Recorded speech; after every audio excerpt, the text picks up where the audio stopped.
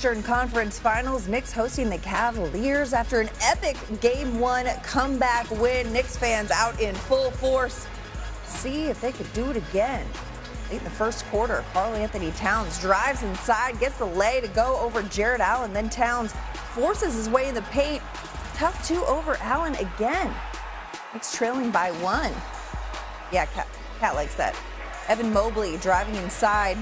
Puts it in reverse for the dunk. Mobley getting it done. Had 10 points in the first quarter as the Cavs were up 22-21. Late in the quarter, now tied at 24. Donovan Mitchell, step back three, bucket. Cavs led by that many at the end of the first. To the second we go. Middle of the second, game tied at 36. Brunson pulls up mid-range. Can't get it to fall, but Mitchell Robinson, what a teammate. There for the tip-in. Knicks up 2. Then Josh Hart in the corner. 4-3, splash, make that 5. 36 seconds left in the half. Knicks up. Brunson drawing the extra defender. So you know what? Let's send it out to Josh Hart. Knicks up by 4 at the half. To the third quarter we go when things really get going for the Knickerbockers. Mitchell misses the open 3. Knicks in transition. Hart throws down a dunk. Yamming on him. Madison Square Garden crowd likes that. About a minute later, Brunson hits the B button, spin move, jumper. Knicks on a 7-0 run. Next possession, Mobley gets it poked away in transition.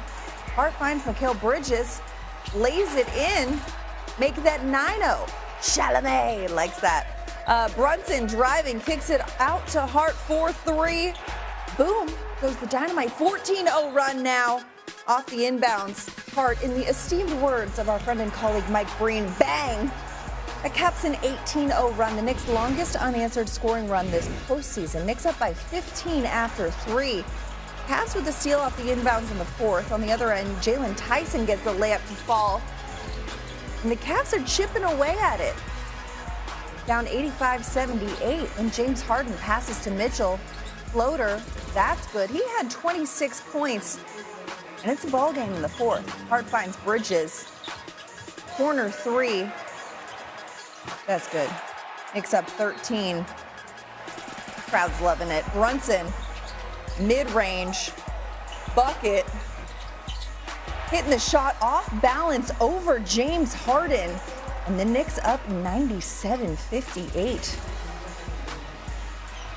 Now late in the game, Knicks up big. Josh Hart, spin move. Hits the J. He had a playoff career high 26 points and gets a standing ovation. Take a listen. The Knicks fans.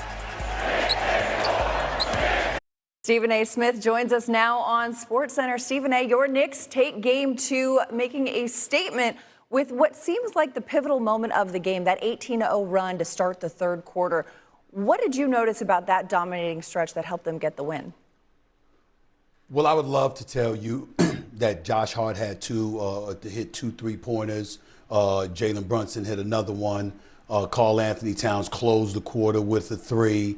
You look at those kind of things. The Knicks' fluid ball movement, shooting 51% from the field. All of those things would stand out, and they would speak very favorably about the New York Knicks. But to be quite honest with you, that wasn't what was on my mind. I was incredibly alarmed, flabbergasted as to how anemic Cleveland's defense was. Did you see how wide open Josh Hart was on those 2 3-pointers? Look at that right there. There's nobody in the vicinity, for crying out loud. You're looking at Mikal Bridges come down for a layup. It's uncontested. You're just looking at Cleveland and like, hello, do you not know that this is the Eastern Conference Finals, that, you know, you're 4 wins away from going to the NBA Finals? Where's the level of urgency and what have you? You didn't see that from Cleveland at all. So the New York Knicks were doing what they wanted to do. They turned on the afterburners. Jalen Brunson had 14 assists. He got a lot of people involved because the only adjustment they seemed to make was send the double teams his way. So he was perfectly content with being a facilitator as opposed to a scorer. But Cleveland's defense was very, very alarming. And to be quite honest with you, just an absence of intelligent basketball. Evan Mobley had 14 points in the first half. He didn't shoot in the second half. Y'all ain't get him the ball. It makes no sense whatsoever to see what's transpiring with Cleveland. They look like a team that doesn't belong. They attempted 80 shots and only assisted on 15. You can't make this up. It's really, really shocking at how anemic they look. But the Knicks exploited it and took advantage like a good team is supposed to. So, Stephen A., the Cavs have a terrible fourth quarter, cost them game one, a terrible third quarter, cost them game two. Going back to Cleveland, down 2-0. But they are 6-1 at home in these playoffs. What has to change for this thing not to be a wrap by middle of next week? Well, a couple of things. They got to remember that they're supposed to have a basketball IQ. Play smart basketball. Make sure you get the ball to the hot hand. Make sure Donovan Mitchell's feeding off that crowd and he's being the tremendous player that we know he can be. If Harden ain't the one that's going to get it done for you, but you see Evan Mobley is making some noise, make sure you get him the damn ball. He can play. He's not a scrub. He gets an NBA check too. Get him the ball. But they've got to defend. They certainly have to upgrade their defensive intensity. They have to play with a level of urgency, which I have no doubt they will do in front of that home crowd in Cleveland. They recognize what's at stake. The crowd is certainly not going to sit idly by and watch them be as pathetically lackadaisical as they were in certain parts in game two. So I think you can see a heightened level of energy, certainly a heightened level of efficiency on the part of Donovan Mitchell. If James Harden ain't the one to get it involved with you, get Jared Allen and obviously Evan Mobley involved and go that way. But they know that they don't want to face the brink of elimination. Nobody's come back from a 3-0 deficit. They're not going to be the first team to do that. They know they have to win game three, otherwise bring out your broomsticks. In all likelihood, they're going to get swept. So there is a level of urgency. I expect them to play with it, but it doesn't mean much if you don't attach an IQ to that level of urgency. You got to play smarter basketball than we've seen them play, and they certainly have to play tenacious defense in order for them to pull out a game in this series. A pivotal game three. That'll be Saturday in Cleveland. Stephen A. Smith, thanks as always. Best podcast, best athletes podcast, best use of live video. That link is pinned in the chat. So make sure you go vote. You can get an opportunity to vote as many times as you like. As we mentioned before, we're joined by NBA champion Bobby Portis. The Knicks beat the Cavaliers 109-93. They take a 2-0 lead. All they did was hold serve at home. Jalen Brunson didn't have the greatest night scoring, but he facilitated 19 points, 14 assists, the most assists in a playoff game by Knicks since 1998. They got 14 points on 5 of 8 shooting from OG. Karl Anthony Towns with another double-double, 18 points, 13 rebounds. Josh Hart was the guy tonight. He had 26 points, 4 rebounds, 7 assists. Mikal Bridges had 19 points, 3 rebounds, 3 assists. Joe, we're going to turn it over to you, let you and Bobby have this first crack at it. But it seems to me early on, the objective of the Cavs was to make Josh Hart beat him. Yeah. Because he found himself open a lot on three-point shots and on uncontested shots, and he ultimately made them pay. And they got up to the start because even though Jalen didn't have the greatest game, and so now you got me wondering, like, damn, if Jalen didn't play as good as that we know he can play, and they beat you by 16, things ain't really looking good. Joe, what did you like about how the Knicks approached this game? Because it wasn't what we thought it was going to be. Right. It was very, very slow pace, but and ultimately they get the job done. Yeah, I mean, I want to give Cleveland a little credit here, for switching it up. Not giving the same coverage. Obviously, we seen in game one, they never switched up their coverages. They let Brunson play in isolation, and he killed them down the stretch. Yep. Tonight, he's seen a little more. He's seen more bodies, more doubles, and you're right, huh? Hey, look, we're gonna have to shake Josh Hart's hand after the game. Hey, if you're gonna go 5 for 11 from the three, bro, hey, good game. But I think Cleveland had a great remedy tonight, but the Knicks were in control of the game the whole entirety until like later in the game. But when the Cavs made their run, I still didn't think they would come back. I didn't either. I thought they would make the game look respectable. But for the most part, man, I feel like the Knicks are in command of this series. Even going to Cleveland, I'm gonna be honest with y'all, man. I think Cleveland may get one game. BP, what you got for me? Man, to be honest, man, I gotta disagree with Unc. Unc say that Brunson didn't have a good game just because the scoring. I think that him hitting the pocket. What I'm saying, when the double team come, guys slipping to the pocket, being able to hit the pocket, guys playing backside, getting them middies, getting them floaters in the middle, and that was getting the team off, getting the guys in the rhythm early on. Even though he wasn't making his baskets and being able to get off, offensively scoring wise, I feel like he was still hitting the pockets. Playing with Dame Dollar the last couple years, just really like kind of put it into perspective, playing with real star guards that got that that kind of scoring ability. They corral a lot of help and attention. Guys start trapping, so obviously in practice, it's something you drill. Guys lift the corners, pull up out the corners, give me an Yeah. outlet, hit the pocket, play backside 2-on-1, and things like that. So I still think he had a good game. You know what I'm saying? 14 assists. That's tough. But I gotta agree with Joe too, though, man. You know what I'm saying? I think it's over with for the Cavs. Damn. Them using game one was the kicker. They Demoralizing. up, they It, up, it they up hurt. 20 points. They up 20 points. Yeah. They up 20 points with 8 minutes left. That's the game where you gotta call timeout. Tell everybody in the huddle, hey, come on, let's go. You know what I'm saying? Let's get something. Let's get a stop, and then let's win this game, because even if we lose game two, we going into game three, 1-1. We're home court advantage now with our Right. home side. So Right. Right. I think it's over with, man. Hey, look. Yeah. Go ahead, my, Joe. You want to say something? my bad. One more thing. BP, you know this, bro. Even down the stretch in game one, all they needed to get was 1 or 2 stops. Like BP said, you in the huddle. Hey man, we just need 1 stop, bro. 2 stops to get us over the hump. Game one was so demoralizing, fellas. I ain't gonna lie. That kills you. That kills you, bro. That kills you. You gotta think about it, especially in the right now. We Man, up come 20. on, man. We lose this one. We go back to the hotel. You know what I'm saying? We feeling the way. We gotta sit on it the next day. Yeah. You know what I'm saying? Like when you come today, it's just a different feel than if they would have won, man. I think it's over with, man. I'm gonna keep saying that, man. It's over with.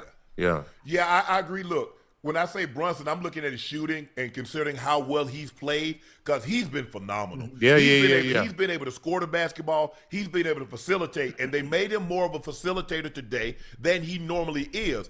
But like you said, BP, you and Joe, is that what he was able to do? You look how Mikal Bridges was diving in the pocket. You look at Josh Hart. You look how he was kicking the ball to the corners. He says, okay, I ain't got no problem. Y'all don't want me to score. Y'all gonna trap me, get the ball out of my hands. I'm gonna trust my teammates to do what I have teammates for, and that is to knock down shots. And eventually, y'all get tired of them knocking down shots, because Josh Hart started hitting the three. He started leaving it up there posing with it. Cat started doing what he was doing. And so I think the thing is, he might have not had the greatest shooting day, but if you look at the totality of the game and how they tried to take him from scoring out of the game, I thought he had a phenomenal game, and the other guys picked up. Look at OG. OG was 5 of 8, 2 of 4 from the three. Cat, 7 of 12, 3 of 5 from the three. Mikal Bridges, 9 of 12, 1 of 1 from the three.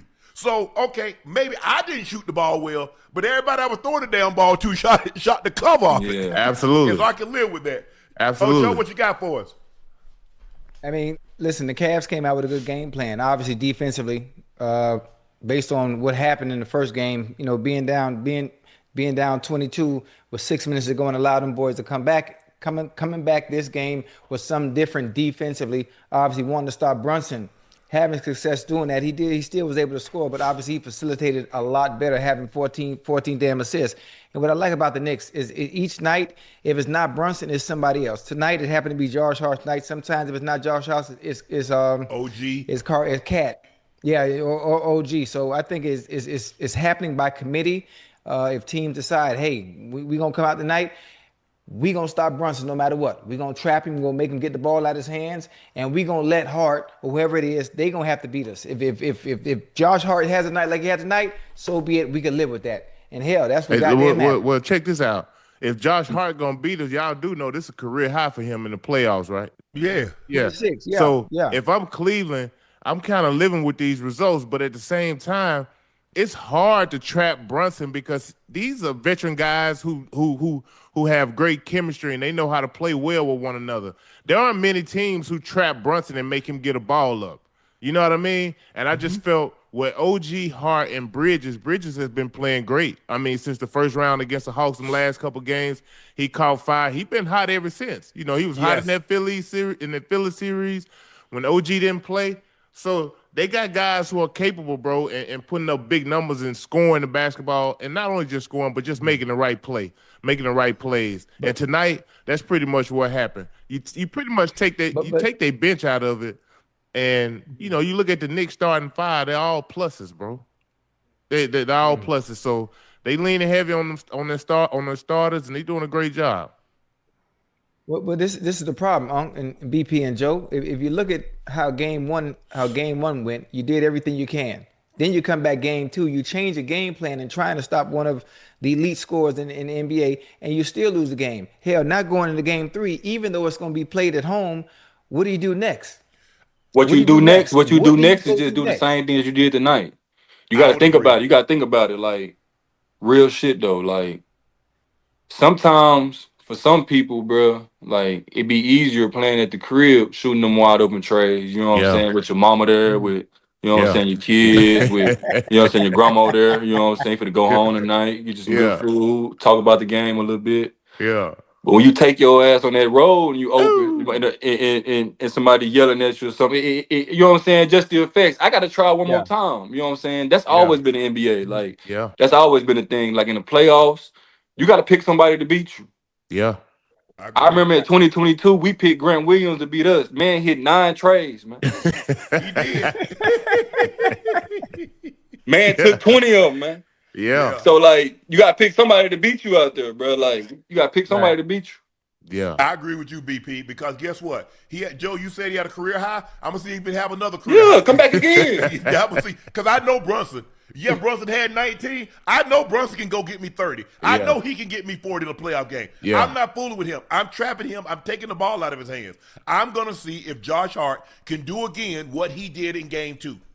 Yeah. I just got to. I got no choice. Sometimes, Ocho, we say this all the time. If that guy throw the ball for 300 plus yards from the pocket, and I don't let him get outside and beat him with his leg, I walk to the middle of the field, I shake his hand, and say, "Man, that's a good. Hey, good game. Stay healthy. I'll see you next time around." But I Absolutely. am not gonna let Brunson play 1-on-1. Never, They never. made that mistake in game 1, Never. especially down the stretch. And he goes for 11 straight. He gets for 17 in the fourth quarter in overtime. And now you look at it, well, damn. We down 0-2 when at worst case scenario, we probably should have been 1-1. And Yeah. now you like, well, damn, what do we do? Ain't no What cars you being do played is on the take your ass back plane. home, Ain't none hope of that you get being some home played. cooking. Yeah. Ain't no boo rate being played, ain't no cars being played. Ain't nothing going on. We chilling right now. We thinking about See, it. that's how I think. But see, when you lose, what's the key about? Why we playing cards? Right. What we Right. joking about? Right. Ain't Right. nothing going on. You quiet right now. Quiet as a mouse. Just think about game 3. Yeah. Knowing that you should be 1-1, but you down 0-2. Yeah. That's Highest just plus minus this postseason. Jalen Brunson plus 195, Cap plus 166, OG plus 155.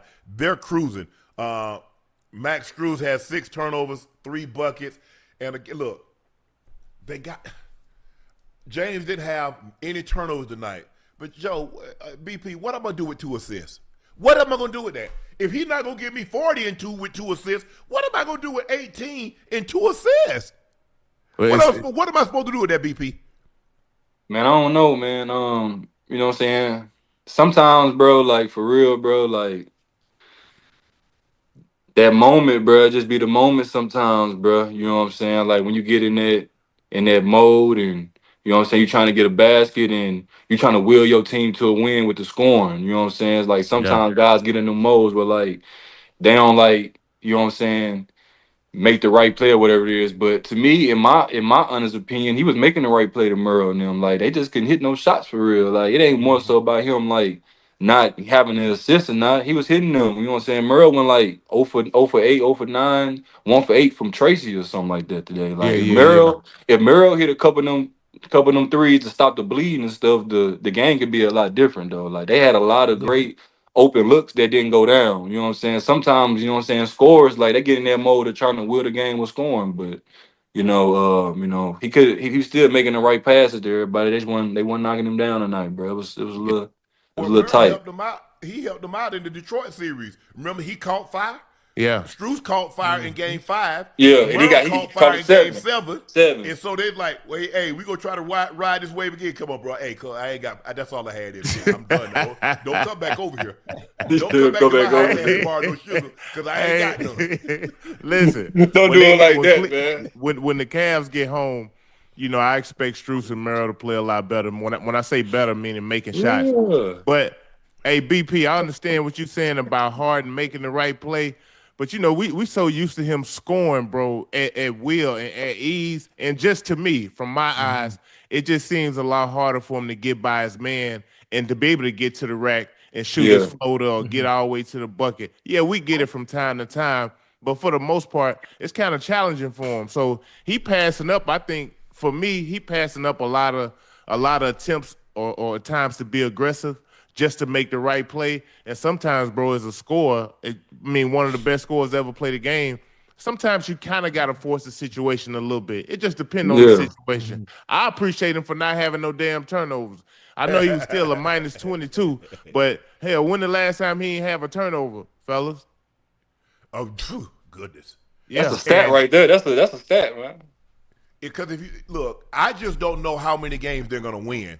If they shoot less than 40% from the floor, less than 27% from the three, and less than 70% from the the free throw line, they was 22 or 32 from the free throw line.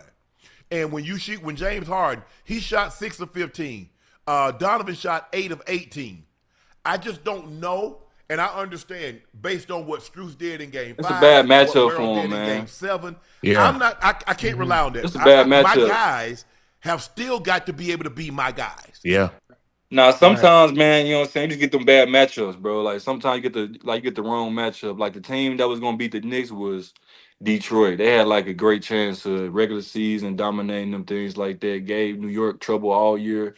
I was really rooting for Detroit to, you know what I'm saying, make it to the conference finals. Man. I was rooting for them like a mug. You know what I'm saying? Cade made me a fan of them this postseason, bro. A dog for real. But Yeah. I wish they would have made it. But sometimes, you know what I'm saying, I just think the Cavs got a bad matchup, man. Like this ain't the right team for them to play. Like the Knicks just got their number, bro. You don't. Hey, hold up, BP. Go ahead, Joe. You don't think this is a good matchup for him? Look, think about this. When you got Jared Allen, you got Evan Mobley, you got two bigs who can offset Cat, and they both mobile. You know what I'm saying? They ain't like they ain't like Detroit bigs. Like Duran, pretty much the only guy they had. You had Reed coming off the bench giving you high energy. But I felt but like what are defenders? Like ain't no like you know what I'm saying, Joe, like on a team trying to win a chip, like you gotta have your bucket getters, you gotta have your big man that's versatile, that can defend the rim, switch a little bit.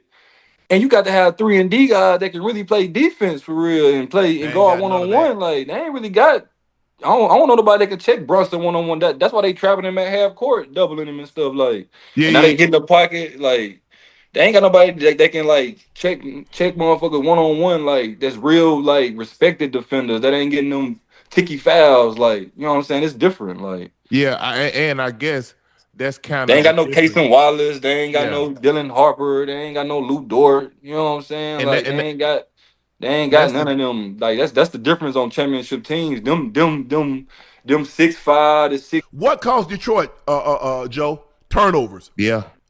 They still should have called that foul. What caused San Antonio last night, Joe? Turnovers. Yeah. What's costing the turnover? You turn the ball over, you going home. You turn the ball over, you turn because now I don't get a chance to set my defense beat B.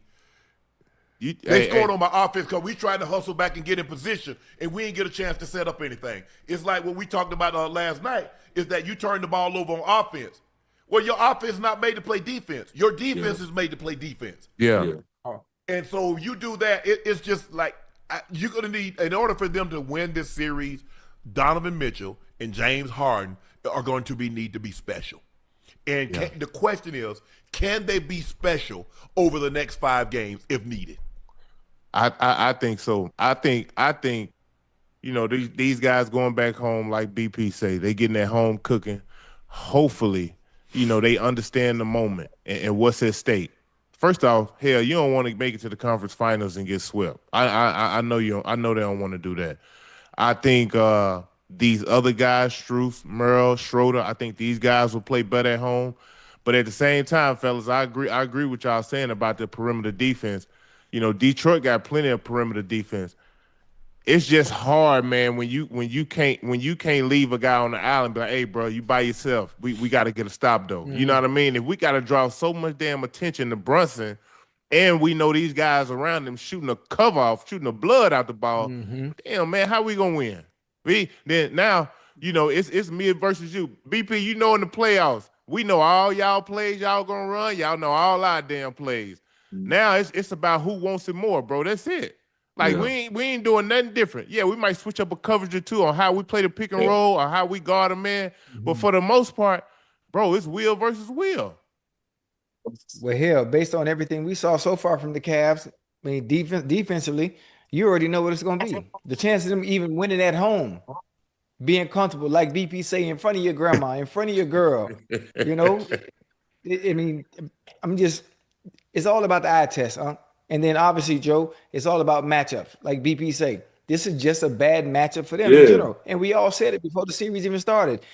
The Cavs might win one game. And we were right, based on the matchup, based on the teams and understanding what the Cavs have, and then the unsurety of what James Harden we're going to get from night to night. We know what Donovan Mitchell can do. Outside of that, who else? Mobley. He too inconsistent. But who else? Jared Allen, inconsistent. And Right. the thing is, it's not like the Cavs turned the ball up. They only had 8 turnovers. I can live with that. You was plus 14 at the free throw line, but at some point in time, you got to put the ball in the hoop. You got your stars at some point in time, BP and guys, they got to align.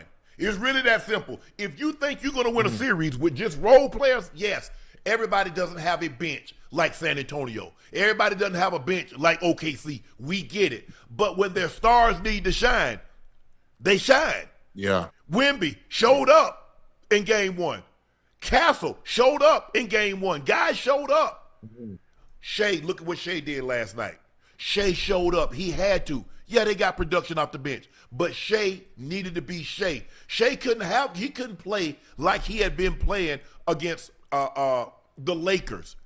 They'd have gotten blown out. So he needed to show up.